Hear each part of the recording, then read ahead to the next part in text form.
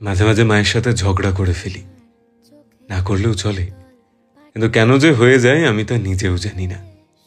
আগে মাও করত, আমার ভালোর জন্য কতবার আমার কাছে ভিলেন হয়ে গেছে, কিন্তু এখন সবটা মেনে নেয়, আর ঝগড়া করে না। হয়তো মাও বুঝতে পারে যে আমার জীবনে এমন কেউ আর পড়ে নেই যার উপর আমি রাগ দেখাতে পারি। তাই তো আমার কারণ ছাড়া মাথা গরম, বেহিসাবি রাগের বোঝা কোনোটাই মনের মধ্যে আর ধরে রাখে না মা।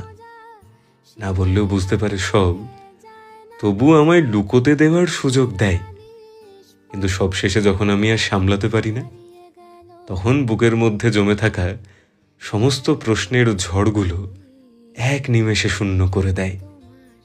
ঝগড়াগুলো আমিই করি, আমারই ভুল থাকে, তবু হাজার ঝগড়ার পরও ক্ষমাটা মা আমি আমার সরি বলার আগেই করে দেয়। আর বাকি যেটুকু অভিমান দেখায় সেটা শুধুমাত্র আমার আদর পাওয়ার জন্যে। তাই সেই সমস্ত ঝগড়ার শেষে আমি একটাই কথা বলবো, যে দোষের হিসেব করনি তুমি, করেছ শুধু ক্ষমা। ঝগড়া করার পাপগুলো থাক আমার খাতায় জমা, কারণ তুমি তো ঝগড়া করো না, এখন আমিই করে ফেলি। সরি, কিছু মনে করো না মা, ঠিক আছে?